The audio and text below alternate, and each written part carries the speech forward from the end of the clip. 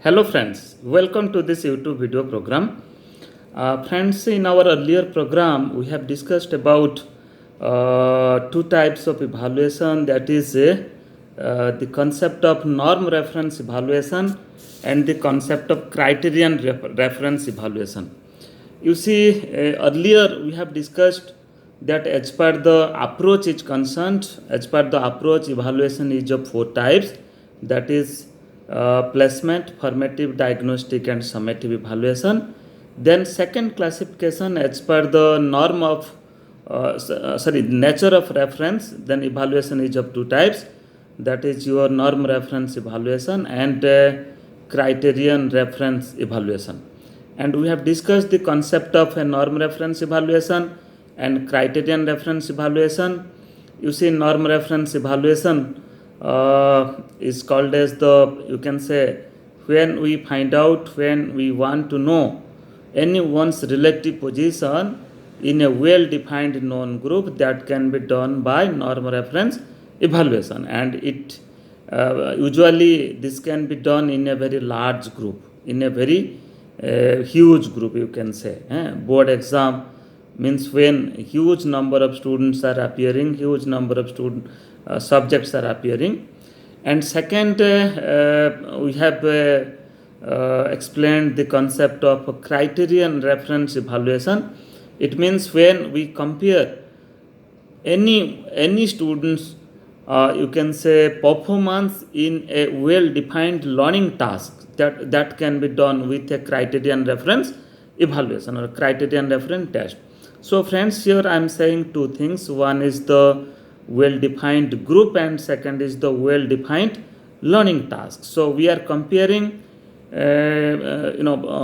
one's position with a well-defined group or one's performance with a well-defined learning task. So when it is a matter of one's performance in a learning task, then that can be done with criterion reference test or evaluation. And when we compare one's relative position, one's relative rank in a well-defined group, then that can be done by norm reference evaluation. So friends, this is just the concept of the norm reference and criterion reference evaluation. But in this program, we will discuss that how these two concepts, these two types of evaluation can be differentiated, can be distinguished so far as different parameters are concerned. Okay, so we will discuss one by one, taking different parameters, and we will differentiate between these two concepts, the norm reference evaluation and the criterion reference evaluation. So friends, the first parameter that we will discuss, that is, you can say, the time of use. You can say the norm reference evaluation that can be used at the end of the term, or usually you can say in the school board examination or the university examination. Means when the entire teaching learning process has been completed and the students or the subjects are appearing the board examination, you can say, this can be done in a very large scale, in a very large group, in a huge group. So that can be the example of, or you can say that is the time of use of the norm reference evaluation. Just like in earlier we have discussed the summative evaluation. So we use the concept of summative evaluation after the end of the instructional process, after completion of the entire teaching learning process. But at the same time, the time of use of criterion reference evaluation, you can say this can be done during the instructional process, just like your formative evaluation. Means when you are doing the things, when the teaching learning process is going on, with the teaching learning process, you can conduct the criterion reference evaluation, because here you have to define a criteria, you have to define a learning task. Okay, you have completed a chapter, you have completed an unit. Then after completion of this chapter, after completion of this unit, the test that you are taking, the evaluation that you are doing, that may be an example of criterion reference evaluation, because here you have defined the criterion. The criterion is the learning task. But so far as your norm reference evaluation is concerned, in the parameter of time of use, so here the group is concerned, but learning task is not the concern. Then the second parameter, we have to differentiate these two concepts in the second parameter, that is called as similarities with other tests.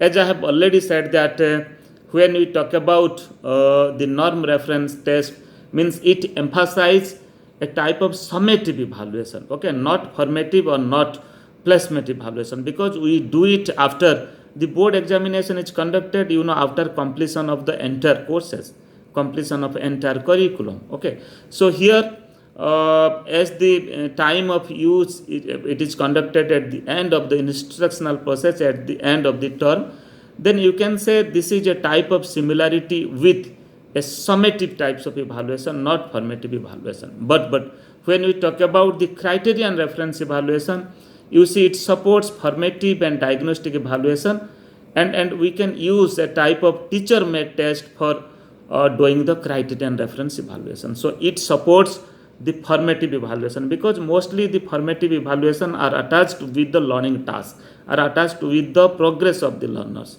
okay, the continuous progress of the learner. So that's why formative evaluation is, you can say, is a type of criterion reference evaluation, and for this we have to use the self-made or teacher-made test. Teacher can prepare a test, can use it in his or her classroom to know the criterion, know the performance of the students in comparing with certain learning task, that is the criterion. But here in norm reference test, you see the test that you have to use, that should be standardized in nature, that should not be a teacher made test. Means you can say the test will develop as per the norm of you can say as per the norm of a standardized test. Okay, you have to follow the entire procedure, the entire steps for standardizing a test.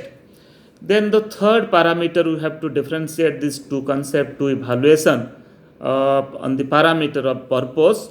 So here you see the purpose of norm reference evaluation is to know the relative position or rank of the students or a subject in a well-defined known population group or a known-defined group. As earlier in our earlier program we have discussed about state board student or 10th board students of in the state of UP in the year of 2019. So here the group is well defined, and when you are comparing any student's position in that group, in that well defined group, then you can say that is the purpose, to know the relative position of any students.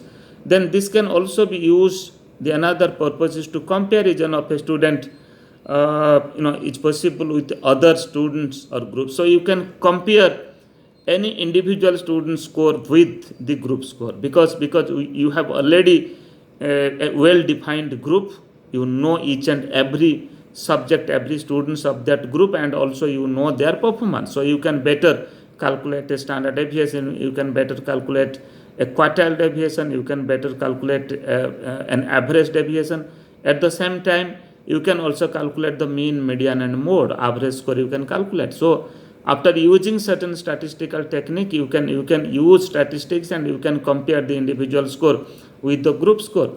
But so far as criterion reference evaluation is concerned, here the purpose is to know individual performance, individual mastery, whether the students have achieved the mastery over the content or not, mastery over the subject or not. And here you see whether they have reached at the minimum level of learning or not. That also you have to compare. Okay, so minimum level of learning means let the purpose is you have to reach the students at the level of 50%, at the level of 60%. Means they will acquire at least minimum standard of knowledge. Just like in the languages, in mathematics, in standard 5th, in standard 6th, in standard 7th or 8th, what is the minimum level of learning? In mathematics, a 5th standard student, what are the different things he or she should perform? Okay, so that is the minimum of learning. So here the purpose is to know the mastery and performance of the student so far comparing it with the learning task so far as the learning task is concerned, so far as the content is concerned, but it is not concerned with the norm reference test. In norm reference test, it says that one's position or one's rank in a well-defined known group will be analyzed, will be defined. Then the next parameter we have to differentiate these two concepts, that is instructional objectives. Here you see for norm referenced evaluation, the instructional objectives that we use, you can say that is a type of course objective. That is not a type of lesson objective or the content objective. Rather, that is the course objective. Because you see in the 10th board exam, the students are appearing different subjects. The students are appearing math, science, social science, languages in English, Hindi, other languages. So here, there is the objective of a particular subject. There is the objective of particular course. So here, as this is terminal in nature and you are conducting it to know one's relative position in a well-defined known group, and this can be done in a very wide population, in a very large population, in a very large group. So you can say that the objectives that it will deal, the instructional objective will be based upon the course. So here the particular lesson instructional objective is not concerned, rather it is concerned with the course objective. Then when we talk about the criterion reference evaluation, you see criterion reference evaluation is associated, it is linked, it is related with a particular class. When a teacher is teaching, just like your formative evaluation, then the teacher will fix certain criterion, certain learning tasks, certain level, and the teacher will measure the performance. Teacher will test the performance of the learners, performance of the students, whether they are reaching at that level or not, reaching at that you can say that standard or not. So here the learning tasks is important, and the instructional objectives can be fixed, can be taken. The specific instructional objectives can be developed so far as criterion reference evaluation is concerned, but specific instructional objectives are not developed in norm referenced evaluation, okay, because that is not based upon a particular lesson, that is not based upon a particular chapter, rather that is based upon a large subject, based upon the entire subject, entire curriculum. So that's why curriculum objective or course objectives are given importance in norm reference evaluation, whereas specific instructional objectives, just like in the practice teaching, what you are doing when you are teaching a lesson in any subject, so you are also writing certain specific instructional objectives, because you have to achieve that specific instructional objectives just after completion of the you can say of your lesson. Okay, so after 40 minutes, after 50 minutes, after 1 hour, you have to achieve that objective. But so far as instructional objective in norm referenced evaluation is concerned, so here the things are it continues years together. It may be a 2 years course, maybe 1 year course. So that's why you cannot achieve it just after 30-40 minutes or 1 hour. So that's why here specific instructional objectives are not given importance, rather course objectives are given importance. Then next we will discuss about the other parameter, that is the population. So far as population is concerned in norm reference test, as I have already said, that this can be done with a wide population, maybe entire board student of a state, maybe in thousands number, maybe in lakhs number. But so far as population is concerned, in a criterion reference evaluation, this can be done in a very limited area, in a very limited situation, maybe in a section of a class in a school, maybe in a class in a school. So that's why the population is here very limited, maybe 50, maybe 100, maybe 30, okay, maybe 40. But whenever the population and area is concerned, so far as norm reference evaluation is concerned, you see here the area and population is very vast. It may take the population of the entire country, means the student population of entire country in one standard you can take. The student population of the entire state you can also take. So when we talk about CBSE, you can also take the example, or you can include all the CBSE students those have appeared in board examination across the country. So that's why here the population is very large. Then the next parameter we have to differentiate between these two concepts so far as the parameter of process of development is concerned. So friends, as I have already said that norm reference evaluation use the standardized test. Okay, this is we cannot use the teacher made test or the self made test for conducting a norm reference evaluation. So that's why when there is the matter of standardized test, it means the norm of standardizing the test, the procedure of constructing a test, standardizing a test will be followed. Just like we have to determine as a researcher, as a student of education, as a teacher of education, we have to determine the reliability of the test, the validity of the test, the norm of the test, the usability of the test, okay, the objectivity of the test.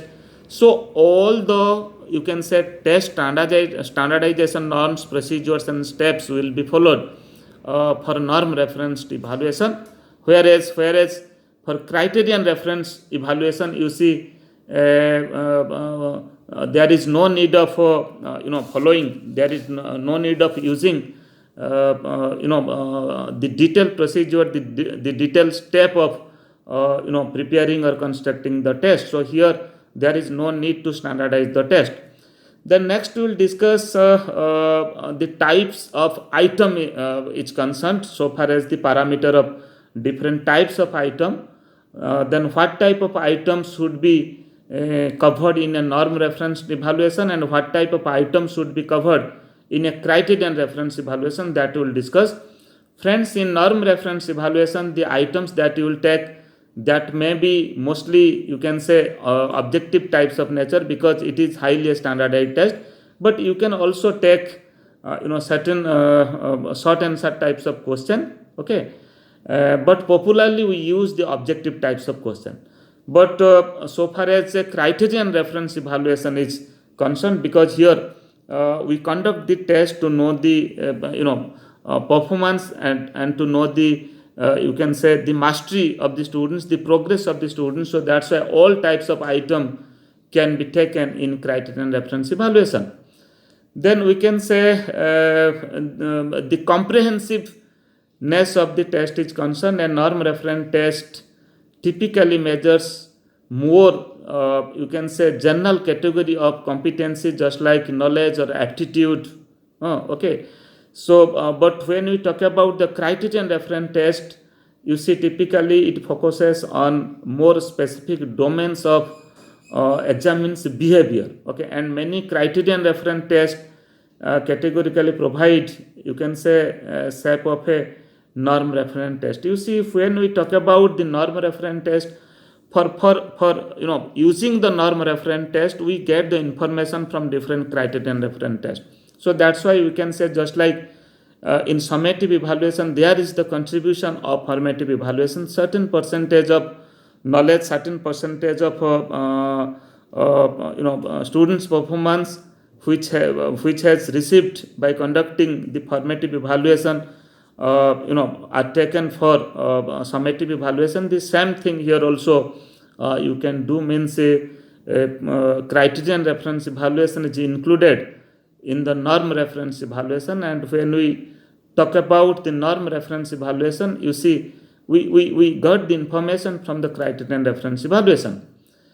Then next we will differentiate these two concepts so far as the product is concerned.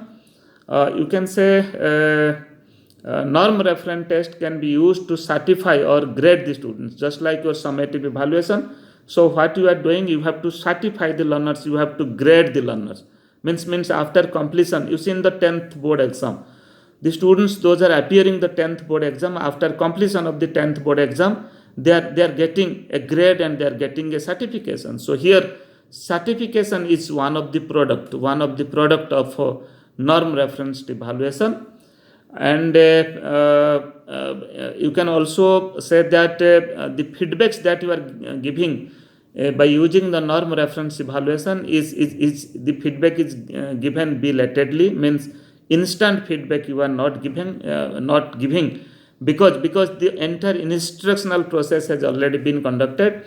But you see, on the basis of a norm reference evaluation, then one can take an entry, one can take a further entry in any new program, in any new course. Okay, so such type of feedback can be given.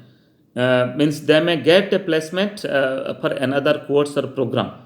But so far as criterion reference test is concerned, so here the product is, you can say the product is to know the performance of the learners, to know the mastery of the learners, whether they are able to completed the task or not, and what percentage of task they have completed, and whether they have reached at the minimum level of learning or not. So this is also one of the product. So by conducting criterion reference evaluation, means we have to fix a level, fix a criterion first.